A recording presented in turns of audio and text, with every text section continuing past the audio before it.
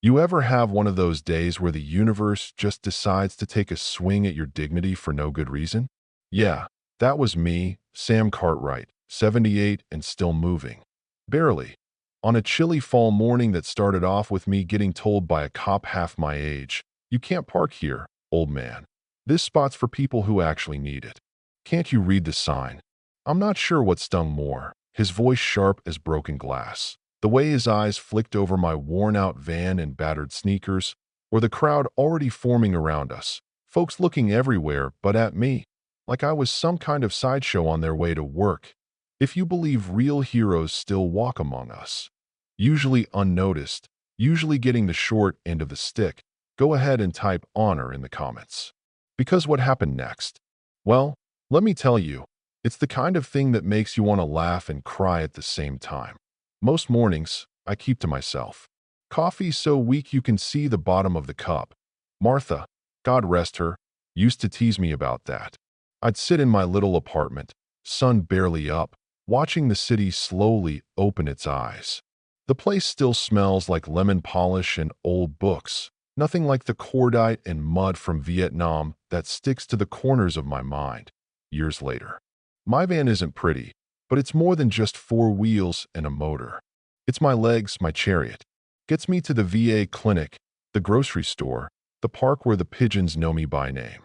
That blue placard on my mirror? It's not a favor. It's my ticket to staying independent.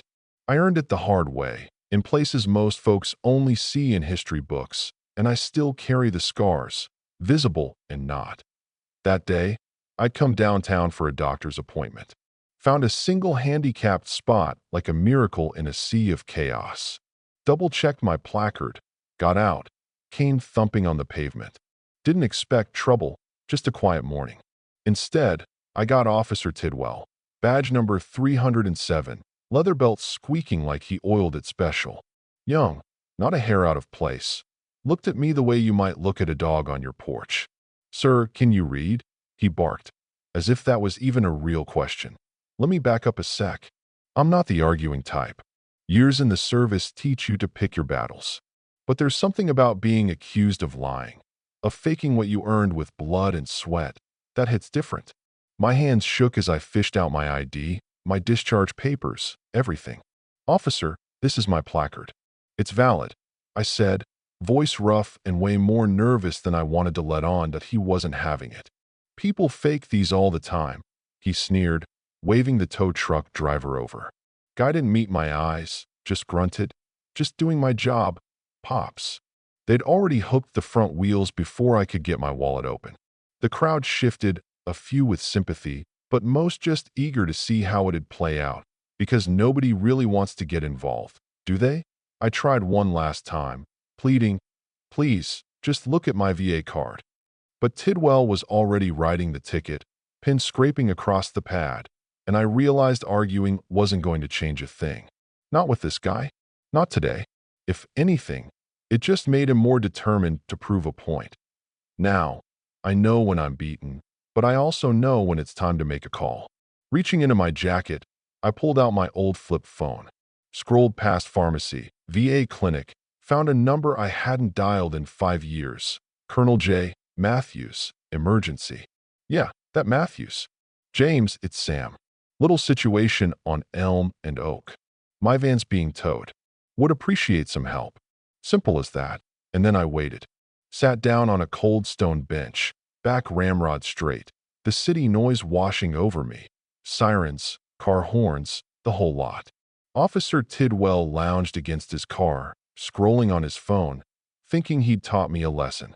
Folks drifted off, figuring the show was over. Except it wasn't. Not by a long shot. You know that sound, when something heavy's coming. That low rumble that gets under your skin? That's what rolled down Elm Street next. 3 military SUVs, dark green, Marine Corps insignia shining in the sunlight. No sirens, just presence. They boxed in the block, one right in front of Tidwell's cruiser, the other 2 flanking the street. Doors popped open. 6 Marines stepped out, dress blues, faces you don't mess with, moving like they owned the place. The lead SUV opened, and out came Colonel James Matthews himself. The man who once scared grown men into jumping out of helicopters for fun. He didn't look at Tidwell. He didn't look at the crowd. He looked at me, sitting on that bench.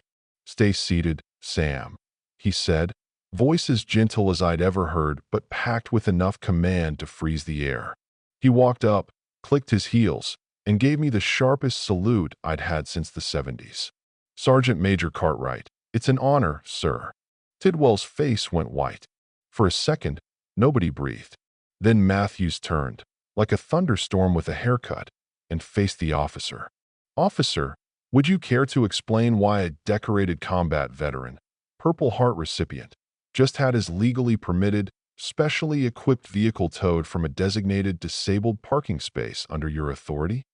The words didn't rise in volume, but they hit like a sledgehammer. Tidwell stammered, trying to salvage his pride. "Sir, I thought it was fake.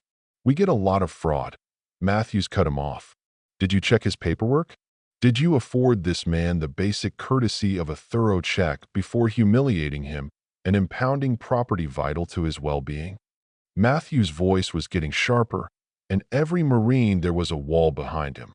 "Let me tell you, hearing your life summed up by someone who actually knows what it means."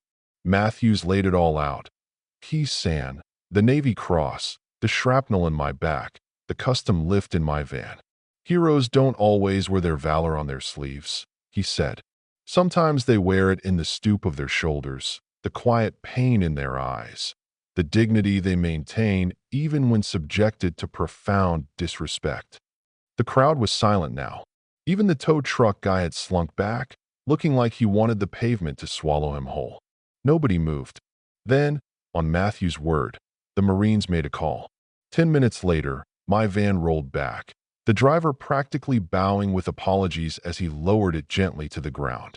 Colonel Matthews opened my door, told me he'd make sure the van was inspected for damage, and that this incident would go all the way up the chain.